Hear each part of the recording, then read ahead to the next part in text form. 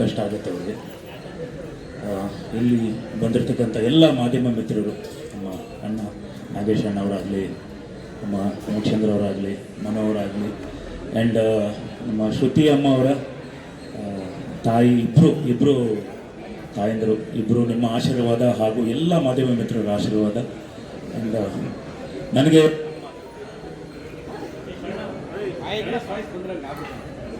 ನೋಡೋದು ನಾನು ಹೇಳ್ಕೊಟ್ಟಿದ್ದ ತಕ್ಷಣ ನೋಡ್ಕೊಂಡ್ಬಿಟ್ಟು ಅದು ನೀವೇನು ಮಾಡಿದ್ದೀರಾ ಅಂದರೆ ರಿಸೀವರ್ನ ಅದ್ರ ಮೇಲೆ ಇಟ್ಟಿದ್ದೀರಲ್ಲ, ವೈಬ್ರೇಷನ್ ಇದಾಗ್ತಿದೆ.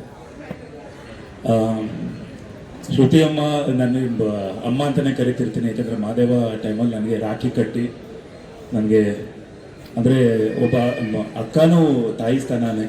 ಸೊ ಹಾಗೆ ನನಗೆ ಭಾಳ ಇಷ್ಟ. ಒಂದು ವಂಡರ್ಫುಲ್ ಪೇರ್.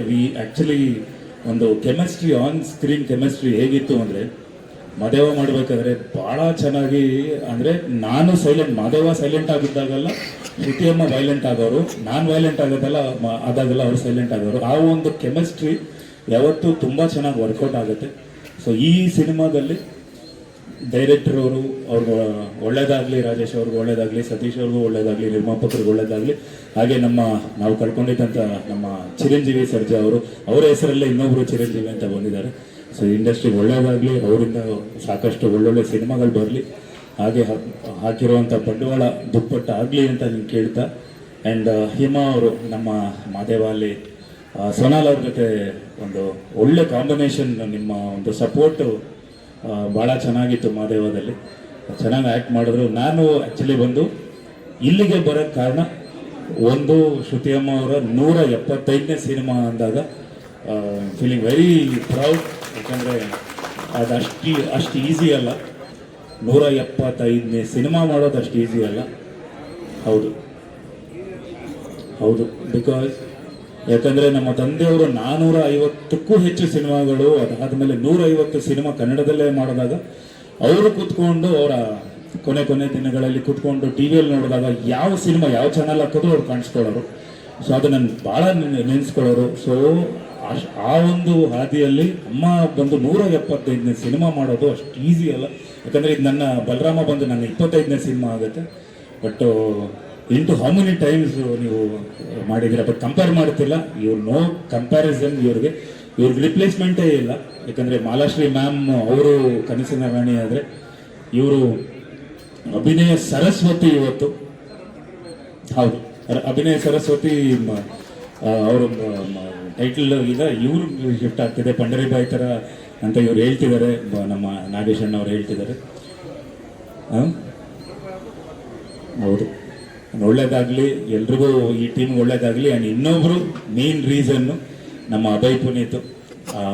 ನಿನ್ನೆ ಸಂಜೆ ಅಷ್ಟೇ ಹೇಳ್ತಾರೆ, ಅಂದರೆ ಇದು ಈ ಒಂದು ಪ್ರಾಸೆಸ್ ಟೈಮಲ್ಲಿ ನಾನು ಇವ್ರ ಹತ್ರ ಫೋನಲ್ಲೂ ಮಾತಾಡಿರ್ತೀನಿ. ಯಾಕಂದರೆ ಬಲರಾಮದಲ್ಲಿ ಸೀನಾ ಅಂತ ಒಂದು ಕ್ಯಾರೆಕ್ಟರ್ ಮಾಡಿದ್ದಾರೆ, ಒಂದು ಭಾಳ ಪವರ್ಫುಲ್ ಕ್ಯಾರೆಕ್ಟರ್ ಬಲರಾಮದಲ್ಲಿ. ಬಲರಾಮನಿಗೆ ಒಂದು ಥ್ರೂಔಟ್ ಆಗಿ ಕ್ಯಾರಿ ಮಾಡೋ ಅಂಥ ಒಂದು ಕ್ಯಾರೆಕ್ಟರ್ ಮಾಡಿದ್ದಾರೆ. ಅವ್ರು ನನಗೆ ಹೇಳ್ತಾರೆ, ಈ ಥರ ಒಂದು ಸಿನಿಮಾ ಮಾಡ್ತಿದ್ದೀನಿ ಅಂದಾಗ, ನಾನು ಇಲ್ಲ ಒಳ್ಳೇದಾಗಲಿ ಅಂತೇಳಿ ಇಮಿಡಿಯೇಟ್ ಫೋನ್ ತೊಗೊಂಡು, ನೀವು ಡೈರೆಕ್ಟರ್ ಜೊತೆ ಹೋದಾಗ ನಾನು ಫೋನ್ ಕೊಡಿ, ನಾನು ಮಾತಾಡ್ತೀನಿ ಅಂತ ಫೋನಲ್ಲಿ ಸಂಪರ್ಕ ಮಾಡಿ ನಾನು ಮಾತಾಡಿ, ಒಳ್ಳೇದಾಗಲಿ, ಆತ ಒಳ್ಳೆ ಆ್ಯಕ್ಟರು, ಭಾಳಷ್ಟು ಆನ್ ಸ್ಕ್ರೀನ್ ಎಷ್ಟು ಚೆನ್ನಾಗಿ ಆ್ಯಕ್ಟ್ ಮಾಡ್ತಾರೆ, ಬಟ್ ಆಫ್ ಸ್ಕ್ರೀನ್ ಅದ್ರದ್ದು 3ರಷ್ಟು ಆ್ಯಕ್ಟ್ ಮಾಡ್ತಾರೆ. ಆ ಆ್ಯಕ್ಟಿಂಗ್ ಎಲ್ಲ ಒಂಚೂರು ಆನ್ ಸ್ಕ್ರೀನು ತೊಂದರೆ ಭಾಳ ಚೆನ್ನಾಗಿರುತ್ತೆ ಅಂತ ನನಗೆ. ಯಾಕಂದರೆ ತೆರೆ ಹಿಂದೆ ಬರಲಿ ಭಾಳಷ್ಟು ಪೊಟೆನ್ಷಿಯಲ್ ಇರುವಂಥ ಒಬ್ಬ ವ್ಯಕ್ತಿ. ಆ್ಯಂಡ್ ಎಲ್ಲ ನಟರಿಗೂ ಎಲ್ರಿಗೂ ಒಳ್ಳೇದಾಗಲಿ. ಮೇನ್ ಹೀರೋ ನಿಮ್ಗೆ ಒಳ್ಳೇದಾಗಲಿಮ್ಮ, ಎಲ್ಲ ಚೆನ್ನಾಗಿ ಆ್ಯಕ್ಟ್ ಮಾಡಿ. ಯಾಕಂದರೆ ನಾನು ಇತ್ತೀಚೆಗೆ ಮಾದೇವನ ನಾನು ಇವಾಗ ಮೊನ್ನೆಯಿಂದ ಬಲರಾಮನ ಇಂಟರ್ವ್ಯೂಸ್ ಎಲ್ಲ ಕೊಟ್ಕೊಂಡ್ಬರ್ತಾ ಇದ್ದೀನಿ.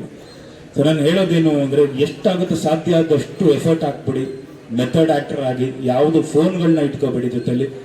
ಆ್ಯಕ್ಟ್ ಮಾಡೋಕ್ಕೆ ಅಂತ ಬಂದು ಕೂತ್ಕೊಂಡಾಗ ಬೆಳಗ್ಗೆ ಬಂದರೆ ಸಂಜೆವರೆಗೂ ನೀವು ಒಂದು ಶಾರ್ಟ್ ಏನಾಗುತ್ತೆ ಅಂದರೆ, ನಮ್ಗೆ ಯಾಕೆ ಇವತ್ತು ಇವನ್ ಬಲರಾಮ ನನಗೆ ಬಾಂಬೆಯಿಂದ ಒಂದಿಷ್ಟು ಜನ ಅಲ್ಲಿ DA ನಡೀತಿರ್ಬೇಕಾದ್ರೆ, ಯಾರಿದು ಆರ್ಟಿಸ್ಟು ಅಂತ ಕನ್ನಡ ಪ್ರಭಾಕರ್ ಅವ್ರ ಮಗ ಅಂದಾಗ, ಹೌದಾ ಇಷ್ಟು ಚೆನ್ನಾಗಿ ಆ್ಯಕ್ಟ್ ಮಾಡಿದ್ದಾರೆ ಅಂತೇಳಿ.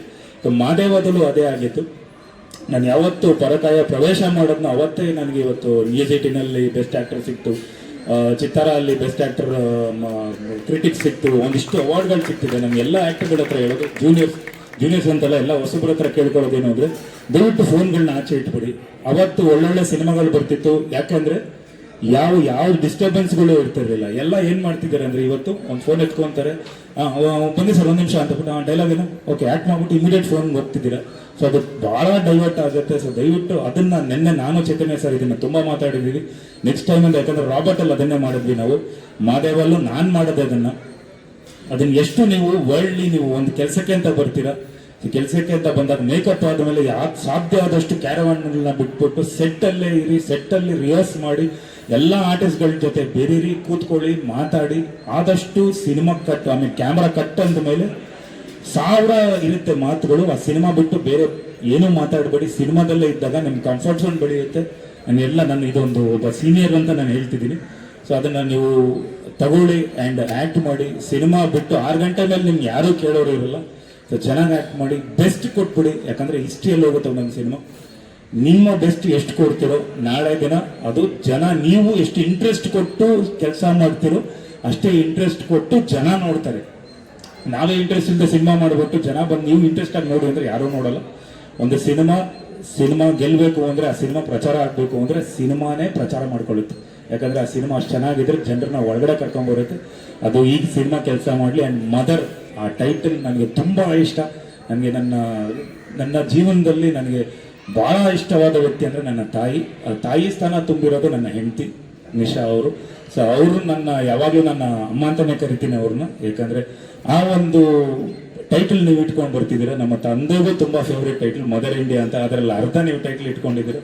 ಒಳ್ಳೇದಾಗಲಿ ನಿಮಗೆ. ನಮ್ಮ ತಂದೆಯವರ ಆಶೀರ್ವಾದನೂ ಇರಲಿ, ಇಡೀ ಕರ್ನಾಟಕದ ಆಶೀರ್ವಾದ ಇರಲಿ. ಹಾಗೆ ನಮ್ಮ ಶ್ರುತಿ ಅಮ್ಮ ಅವ್ರ ಬಗ್ಗೆ ಆ್ಯಕ್ಟಿಂಗ್ ಬಗ್ಗೆ ಅಂತ ನಾನು ಹೇಳೋಷ್ಟು ಯೋಗ್ಯತೆ ಇಲ್ಲ ನನಗೆ. ಬಟ್ ಅವರು 100% ಕೊಡ್ತಾರೆ ಈ ಸಿನಿಮಾಗೆ.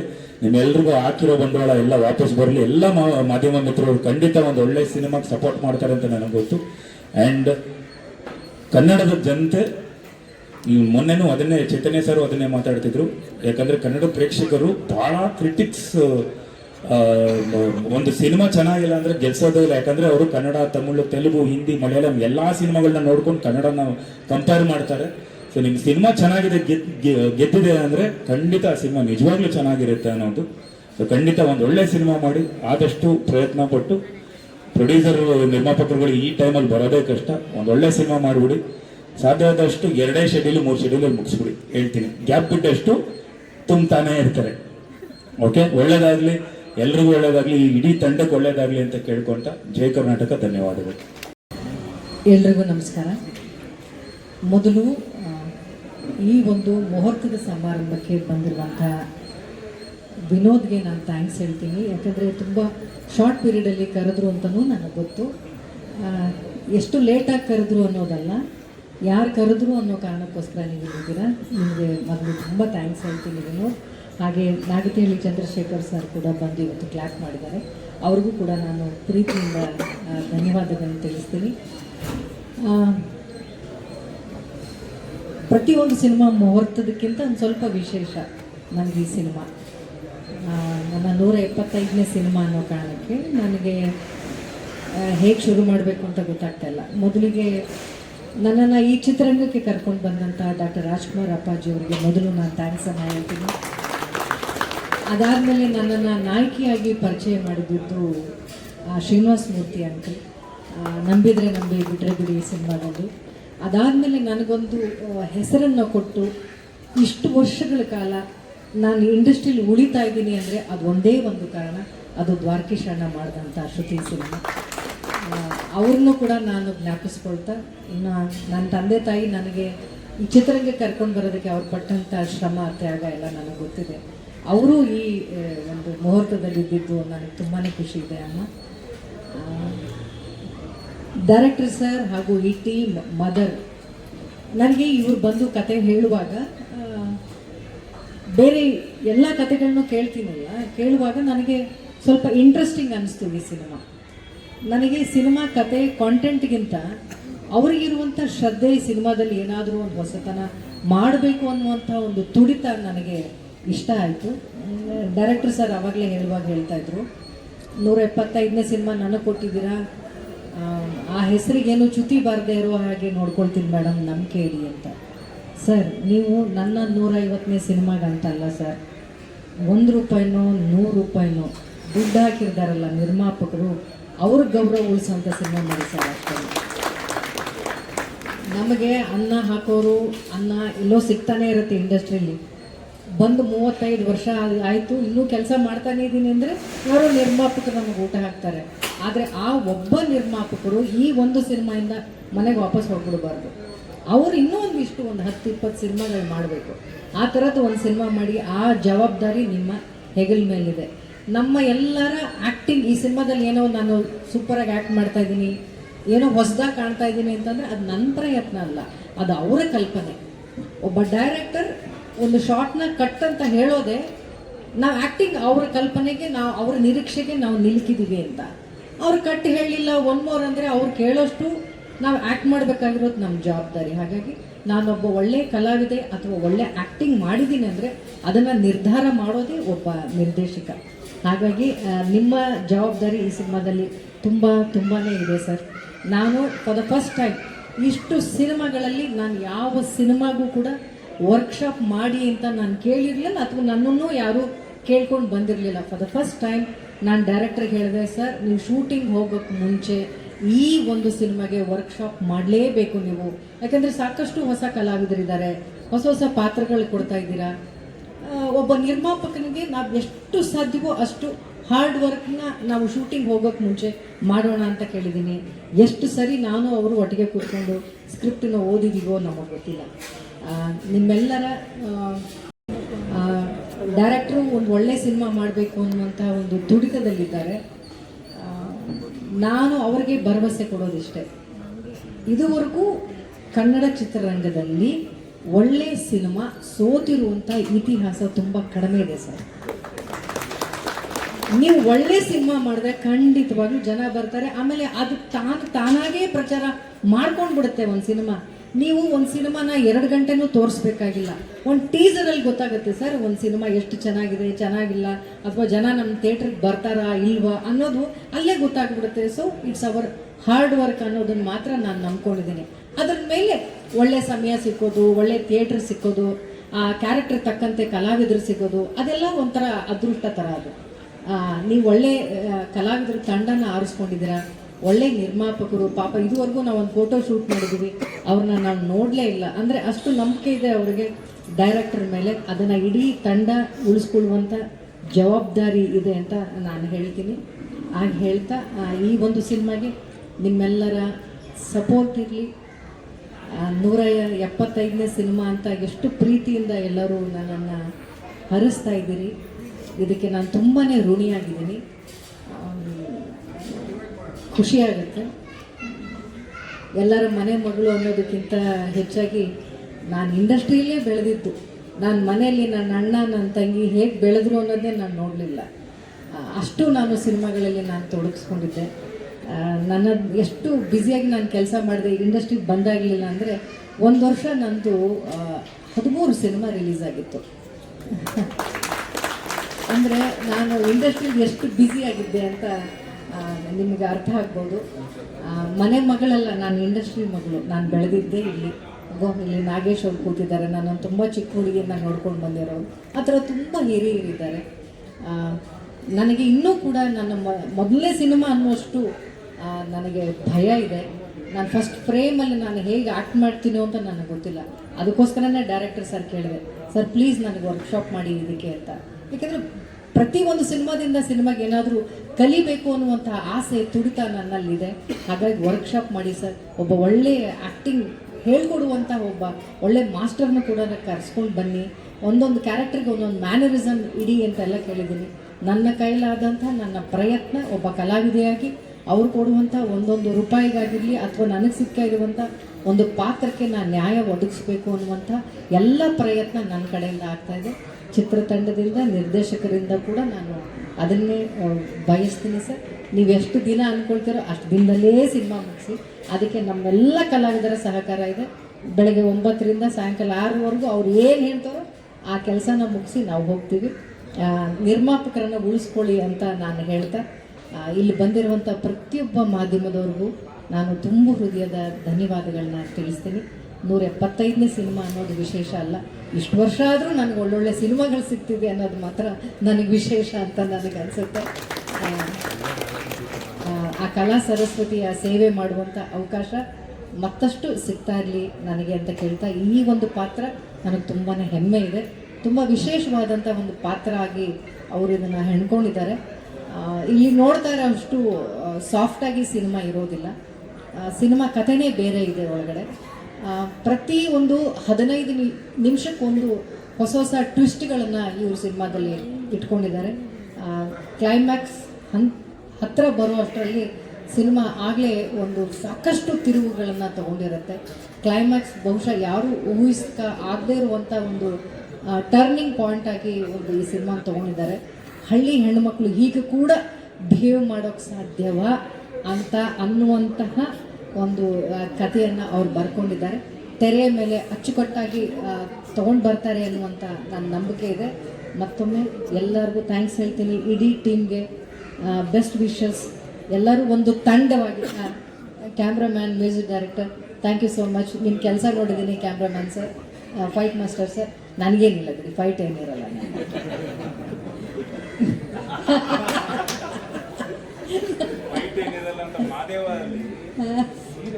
ಇಲ್ಲಿ ಗೊತ್ತಿರೋದು ನನಗೆ ಶಾಕ್ ಆಗಿದ್ದೆ. ಓಕೆನಾ, ಇಲ್ಲಿ ಗೊತ್ತಿರೋ ಆಕ್ಚುಲಿ ಒಂದು ಬೈಕ್ ಕೊಡ್ಬೇಕು. ಆಕ್ಚುಲಿ ಇದೆ, ಸುಮ್ಮನೆ ಹೇಳಬಾರ್ದು ಅಂತ ಹೇಳಿದ್ವಿ.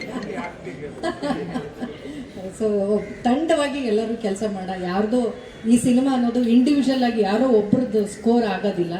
ಒಂದು ಟೀಮ್ ಗೆಲ್ಲಬೇಕು ಅಂದರೆ ಪ್ರತಿಯೊಬ್ಬ ಬ್ಯಾಟ್ಸ್ಮನ್ನು ಚೆನ್ನಾಗಿ ಆಟ ಆಡಲೇಬೇಕು. ಆವಾಗ ಮಾತ್ರ ಒಂದು ತಂಡ ಗೆಲ್ಲೋದಕ್ಕೆ ಸಾಧ್ಯ. ಸೊ ಒಳ್ಳೆ ಬ್ಯಾಟ್ಸ್ಮನ್ಸ್ಗಳೆಲ್ಲ ಇದ್ದಾರೆ ನಮ್ಮ ತಂಡದಲ್ಲಿ. ಸೊ ಈ ಸರಿ ಕಪ್ ನಮ್ಮದೇ ಅನ್ನೋ ಥರ ನಾವು ಈ ತಂಡವಾಗಿ ನಾವೆಲ್ಲರೂ ಗೆಲ್ಲಬೇಕು ಅನ್ನೋ ಉತ್ಸಾಹದಲ್ಲಿದ್ದೀವಿ. ನಿಮ್ಮೆಲ್ಲರ ಹಾರೈಕೆ, ಸಪೋರ್ಟ್ ಸದಾ ಹೀಗೆ ಇರಲಿ. ಇಡೀ ಚಿತ್ರರಂಗಕ್ಕೆ ನನಗೆ ಅವಕಾಶ ಕೊಟ್ಟಂಥ ಪ್ರತಿಯೊಬ್ಬ ನಿರ್ದೇಶಕರಿಗೆ, ನಿರ್ಮಾಪಕರಿಗೆ, ನನ್ನ ಜೊತೆ ಕೆಲಸ ಮಾಡಿದಂಥ ಪ್ರತಿಯೊಬ್ಬ ಕಲಾವಿದರಿಗೆ, ದೊಡ್ಡ ದೊಡ್ಡ ಕಲಾವಿದರಿಗೆ ಎಲ್ಲರಿಗೂ ನಾನು ತುಂಬ ಋಣಿಯಾಗಿದ್ದೀನಿ ಅಂತ ಕೇಳ್ಕೊಳ್ತೀನಿ. Thank you so much. Thank you. ತುಂಬ ಪವರ್ಫುಲ್ ಟೈಟ್ಲ್ ಇದು. ಏನಂತಂದ್ರೆ ಸಿನಿಮಾದ ಒಂದು ಸಿಂಪಲ್ ಒಂದು ಲೈನ್ ಸ್ಟೋರಿ ಹೇಳ್ಬಿಡ್ತೀನಿ ನಾನು. ಒಂದು ಮಂಡ್ಯದ ಒಂದು ಲೈನ್ ಸ್ಟೋರಿ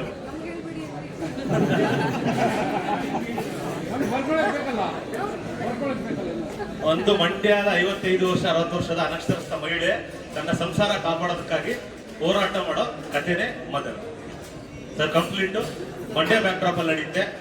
ಶ್ರುತಿ ಮೇಡಮ್ನ ನೀವೇನು ತಾಯಿಲಂತವ್ರು ಅಳೋದು ಕರೆಯೋದೆಲ್ಲ ನೋಡಿದ್ರಲ್ಲ, ಇದ್ರಲ್ಲ ಅದೆಲ್ಲ ಏನೂ ಇರೋದಿಲ್ಲ. ಅವ್ರನ್ನ ಬೇರೆ ರೂಪದಲ್ಲೇ ನೋಡ್ತೀರಾ.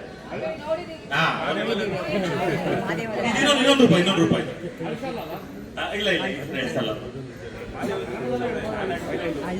ಸರ್. ಸಾಯಿ ಅಂತ ಸರ್. ಇಲ್ಲ, ಇವ್ರು 60 ವರ್ಷ ಅಷ್ಟೇ. ಮಹಿಳೆ ರಗಡಾಗಿರ್ತಾರೆ ಇಡೀ ಸಿನಿಮಾದಲ್ಲಿ. ಅಂದ್ರೆ ಈ ಸಿನಿಮಾ ಒಂದು ಫ್ಯಾಮಿಲಿ ಸುತ್ತ, ಒಂದು ಪಾತ್ರದ ಸುತ್ತ ನಡೀತಾ ಇರುತ್ತೆ. ಬೇರೆ ಒಂದು ಪಾತ್ರಗಳನ್ನ ಅಷ್ಟೆಲ್ಲ ಬಂದು ಆಡ್ ಆಗ್ತವೆ. ಇದರಲ್ಲಿ ಅಭಯ್ ಪುರಿ ಸರ್ ಬನ್ನಿ, ನೀವು ಯಾಕೆ ಅಲ್ಲಿ ಪ್ಲೀಸ್ ಬನ್ನಿ ಸರ್, ಪ್ಲೀಸ್ ಬನ್ನಿ. ಇವರು ಮೇಡಮ್ ಪ್ರೊಟಾಗನಿಸ್ಟ್ ಆಗಿ ಪ್ಲೇ ಮಾಡಿದ್ರೆ, ಇವರು ಆಂಟಾಗನಿಸ್ಟ್ ಆಗಿ ಪ್ಲೇ ಮಾಡ್ತಾರೆ. ಶ್ರುತಿ ಮೇಡಮ್ ಈ ಸಿನಿಮಾದಲ್ಲಿ ಏನೇ ಇದುವರೆಗೂ ನೋಡಿಲ್ದರ ರೂಪ ತಾಳಕ್ಕೆ ಇವ ಏನೇ ಕಾರಣ ಸಿನಿಮಾದಲ್ಲಿ ಸರ್. ಹೇಳಿ ಸರ್.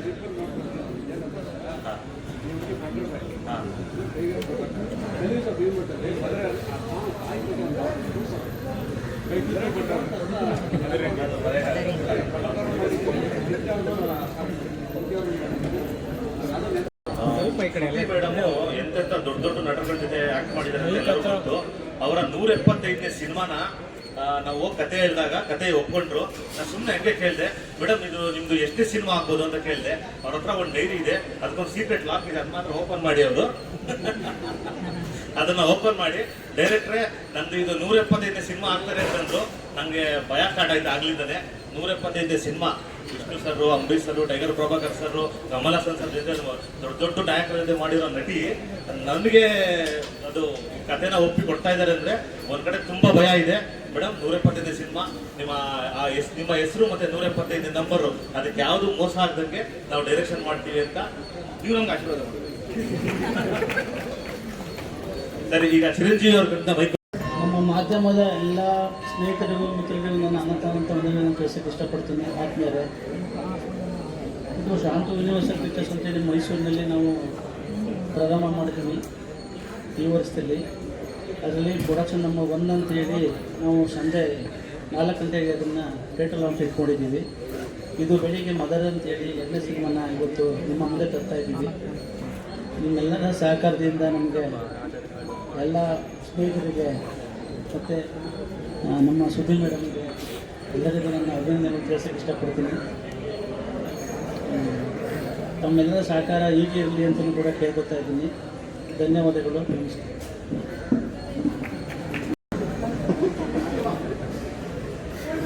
ಎಲ್ರಿಗೂ ನಮಸ್ಕಾರ. ಶ್ರುತಿಯಮ್ಮ, ಥ್ಯಾಂಕ್ ಯು ವೆರಿ ಮಚ್. ನಿಮ್ಮ ಜೊತೆ ನಾನು ಸ್ಕ್ರೀನ್ ಶೇರ್ ಮಾಡ್ತಾ ಇರೋದು ತುಂಬ ಖುಷಿಯಾದ ವಿಷಯ. ಹಾಗೆಯೇ ಶ್ರುತಿ ಅಮ್ಮವರ ಇಬ್ಬರು ತಾಯಂದಿರು ಲಕ್ಷ್ಮೀ ಸರಸ್ವತಿ ಥರ ಮುಂದೆ ಕೂತಿದ್ದೀರಾ. ನಿಮಗೂ ಧನ್ಯವಾದಗಳು ಬಂದಿರೋದಕ್ಕೆ. ಈಗ ಡೈರೆಕ್ಟ್ ಹೇಳ್ದಂಗೆ ಇದು ನಮ್ಮದು ಮಂಡ್ಯ ಬ್ಯಾಕ್ಡ್ರಾಪಲ್ಲಿ ನಡೆಯೋ ಕಥೆ ಇದೆ ಅಂತ ಜಾಸ್ತಿ ಹೇಳೋಕ್ಕಾಗಲ್ಲ. ನಾನು ಇದರಲ್ಲಿ ಒಬ್ಬ ಸಂತು ಅನ್ನೋ ಪೊಲೀಸ್ ಕ್ಯಾರೆಕ್ಟರ್ ಪ್ಲೇ ಮಾಡ್ತಾ ಇದ್ದೀನಿ. ಸೊ ಎಲ್ಲರಿಗೂ ಮತ್ತು ವಿನೋದಣ್ಣ, ನಿಮಗೆ ಹೃತ್ಪೂರ್ವಕ ವಂದನೆಗಳೋಣ. ನಿಮ್ಗೆ ತುಂಬ ಹಿಂಸೆ ಕೊಟ್ಟಿದ್ದೀನಿ ನಾನು. ನಾನೇನು ಬರ್ದಿರೋ ಥರ ಇಲ್ಲ ಇಲ್ಲ ಇಲ್ಲ ಇಲ್ಲ ಇಲ್ಲ ಅವ್ರೇನು ಥ್ಯಾಂಕ್ ಯು ವೆರಿ ಮಚ್ ನೀವು ಬಂದಿದ್ದಕ್ಕೆ. ಸೊ ಆರಿಸಿ ಸಿನಿಮಾ ಆದಮೇಲೆ ಮುಂದೆ ಮಾತಾಡೋದಿದೆ. Thank you. ಎಲ್ಲರಿಗೂ ವಂದನಾ ಶೆಟ್ಟಿ ಅಂತ. ಬೇಸಿಕಲಿ ನಾನೊಬ್ಬ ಥಿಯೇಟರ್ ಆರ್ಟಿಸ್ಟ್. ಸಂಚಾರಿ ಥಿಯೇಟರ್ ಅನ್ನೋ ಒಂದು ರಂಗತಂಡದಲ್ಲಿ ಕಳೆದ ಒಂದು 15 ವರ್ಷದಿಂದ ಆ್ಯಕ್ಟ್ ಮಾಡ್ತಾ ಇದ್ದೀನಿ. ಹಾಗೆ ಹಲವಾರು ಸೀರಿಯಲ್ಗಳು ಮತ್ತು ಕೆಲವು ಸಿನಿಮಾಗಳಲ್ಲಿ ಕೂಡ ಆ್ಯಕ್ಟ್ ಮಾಡಿದ್ದೀನಿ. ನನ್ನ ಲಾಸ್ಟ್ ಸಿನಿಮಾ ನಿಮ್ಮ ವಸ್ತುಗಳಿಗೆ ನೀವೇ ಜವಾಬ್ದಾರರು ಅಂತ, ಅದರಲ್ಲಿ one of the major role play ಮಾಡಿದ್ದೆ. ಸೊ ಈ ಸಿನಿಮಾ ತುಂಬ ಸ್ಪೆಷಲ್, ಯಾಕಂದರೆ ಶ್ರುತಿ ಮ್ಯಾಮ್ ಜೊತೆ ಒಂದು ಸ್ಕ್ರೀನ್ ಶೇರ್ ಮಾಡೋಕ್ಕೆ ಸಿಕ್ಕಿದೆ. ಆ್ಯಂಡ್ ಇದರಲ್ಲಿ ನಾನು ಸೂರಿ ಅನ್ನೋ ಒಂದು ಅವರ ಮೊದಲನೇ ಮಗನ ಕ್ಯಾರೆಕ್ಟರ್ ಪ್ಲೇ ಮಾಡ್ತಾ ಇದ್ದೀನಿ. ತುಂಬ ಒಬ್ಬ ಸಾಫ್ಟ್ ಹಾರ್ಟೆಡ್ ನೇಚರ್ ಇರುವಂತಹ ಮಗ, ಎಲ್ಲವನ್ನೂ ಬ್ಯಾಲೆನ್ಸ್ ಮಾಡ್ಕೊಂಡು ಹೋಗುವಂತಹ ಒಂದು ಕ್ಯಾರೆಕ್ಟರ್. ಆ್ಯಂಡ್ ಸರ್ಗೆ ಥ್ಯಾಂಕ್ ಯು ಸೋ ಮಚ್. ಈ ಒಂದು ಬಂದಿರುವಂತಹ ಮಾಧ್ಯಮದವ್ರಿಗೆ ಹಾಗೆ ಹಿರಿಯರಿಗೆ ಥ್ಯಾಂಕ್ ಯು ಸೋ ಮಚ್. ನನ್ನ ಹೆಸರು ಹಿಮಾಶ್ರೀ ಅಂತ. ನಾನು ಮೂಲತಃ ಶಿವಮೊಗ್ಗದ ಹುಡುಗಿ. ಈಗ ಆಲ್ರೆಡಿ ನಾನು 12 ಸಿನಿಮಾ ಮಾಡಿದ್ದೀನಿ. ಅದರಲ್ಲಿ 6 ಸಿನಿಮಾ ನಾನು ಹೀರೋಯಿನ್ ಆಗಿ ಮಾಡಿದ್ದೀನಿ. ಇದು 13ನೇ ಸಿನಿಮಾ ನಂದು. ಅಷ್ಟು ಸಿನಿಮಾಗಳಲ್ಲಿ ನಾನು ಆ್ಯಕ್ಟ್ ಮಾಡಿದ್ರು ನನಗೆ ಬ್ರೇಕ್ ಅಂತ ಸಿಕ್ಕಿದ್ದು ಮಹಾದೇವ ಸಿನಿಮಾದಲ್ಲಿ. ಈಗ ನಾನು ಎಲ್ಲ ಕಡೆ ಮಹಾದೇವ ಹಿಮ ಅಂತ ಫೇಮಸ್ ಆಗ್ಬಿಟ್ಟಿದ್ದೀನಿ.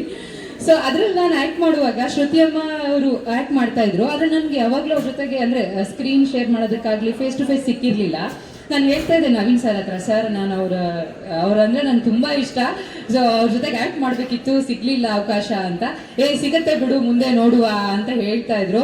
ಅದೇನೋ ಮ್ಯಾನಿಫೆಸ್ಟೇಷನ್ ನಿಜ ಆಗುತ್ತೆ ಅಂತ ಅದು ನಾನು ನಂಬ್ತೀನಿ. ನನ್ನ ಜೀವನದಲ್ಲಿ ಅದು ತುಂಬ ಆಗಿದೆ, ಇದುವರೆಗೂ ಈಗ ಆಗ್ತಾ ಇದೆ. ನಾನು ಶ್ರುತಿ ಅಮ್ಮಗೆ ಅದೇ ಅಂದೆ, ನಾನು ಅನ್ಕೋತಾ ಇದ್ದೆ ಮ್ಯಾಮ್ ನಿಮ್ಮ ಜೊತೆ ಆ್ಯಕ್ಟ್ ಮಾಡಬೇಕು ಅಂತ. ನೋಡಿದ್ರೆ ಸಡನ್ ಆಗಿ ಅಂದರೆ ನಾನು ಇದನ್ನು ಆಡಿಷನ್ ಹೋಗಿ ಸೆಲೆಕ್ಟ್ ಆಗಿರೋದಲ್ಲ, ದಿಢೀರ್ ಅಂತ 1 ಡೇ ಬ್ಯಾಕ್ ಅಷ್ಟೇ ನನಗೆ ಕಾಲ್ ಬಂತು, ನಾನು ಸೆಲೆಕ್ಟ್ ಆಗಿರೋದು. ಸೊ ಆದ್ರಿಂದ ಇದು ಮಿರಾಕಲ್ ಅಂತಾನೆ ನಾನು ಭಾವಿಸ್ತೀನಿ. ಈ ನನಗೆ ಅವಕಾಶ ಕೊಟ್ಟಿರೋಂತಹ ಈ ಮದರ್ ಮೂವಿ ನನಗೆ ಅವಕಾಶ ಕೊಟ್ಟಿರೋದಕ್ಕೆ ಇಡೀ ತಂಡಕ್ಕೆ ನಾನು ಧನ್ಯವಾದ ಹೇಳ್ತೀನಿ. ಹಾಗೆ ನಿಮ್ಮೆಲ್ಲ ಸಪೋರ್ಟ್ ನಮ್ಮ ಮೂವಿ ಮೇಲೆ ಇರಲಿ. Thank you so much.